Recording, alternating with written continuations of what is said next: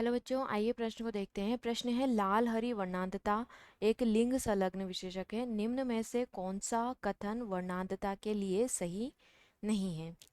तो यहाँ पे जो कथन है वो हमें दिए हुए हैं। स्त्रियों की तुलना में पुरुषों में अधिक सामान्य है। स्त्रियों में वर्णांतता की अभिव्यक्ति के लिए समयुग्मजी अप्रभावी अवस्था की आवश्यकता होती है।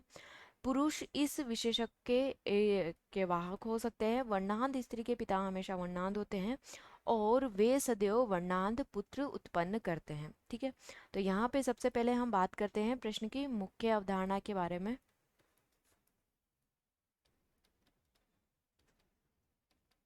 तो यहाँ पे प्रश्न की मुख्य अवधारणा है वर्णांतता।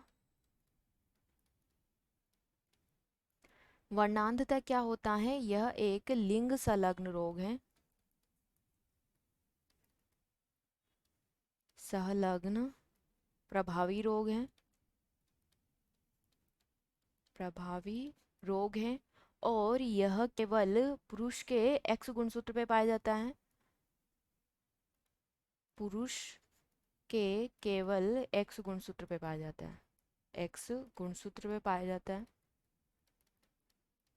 ठीक है, और जो पुरुष हैं वो वर्णांतता के वाहक नहीं होते हैं। पुरुष वर्णांतता के वाहक नहीं होते हैं। ये क्या करते हैं? ये इस रोग की अभिव्यक्ति करते हैं, यानी कि विकार की अभिव्यक्ति करते हैं। अभिव्यक्ति करते हैं। ठीक है, तो यहाँ पे विकल्प में देखूं तो विकल्प मुझे दिए हुए हैं। विकल्प हमें दिए हुए हैं, यह स्त्रियों की तुलना में पुरुषों में अधिक सामान्य है। तो ये क्या हो जाएगा? सही है, लेकिन ये हमारे प्रश्न का विकल्प नहीं होगा क्योंकि हमें यहाँ पे कथन वर्णांतता के लिए सही नहीं है। ठीक है, तो सही नहीं है, वो वाले कथन हमें यहाँ पे चुनने हैं। स्त्रियों में वर्णांतता की जो अभिव्यक्ति है के लिए समयुग्मजी अप्रभावी अवस्था की आवश्यकता होती है, तो ये भी हमारे प्रश्न का विकल्प नहीं होगा। पुरुष इस विशेषक के वाहक होते हैं, तो जैसा कि मैंने अभी आपको बताया कि पुरुष इसके वाहक नहीं होते हैं। ये क्या करते हैं?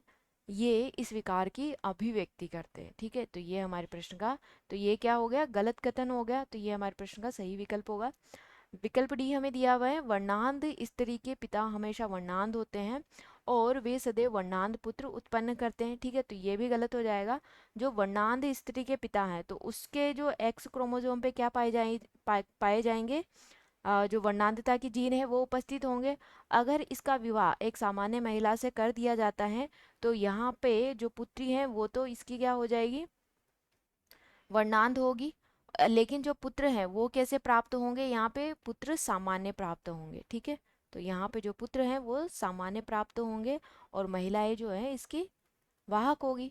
ठीक है, वाहक होगी। ठीक है, तो यहाँ पे ये जो कथन है कि वे सदैव वर्णांत पुत्र उत्पन्न करते हैं, तो यहाँ पे जो पुत्र होंगे वो सामान्य होंगे अगर महिला के अंदर वर्णांतता का जीन नहीं है। ठीक है, तो ये भी क्या हो जाता है? हमारा गलत हो जाता है। ठीक है, तो यहाँ पे जो विकल्प होगा वो विकल्प सी सही विकल्प होगा। आशा करती हूँ आप इसे अच्छी तरह समझ गए होंगे। धन्यवाद।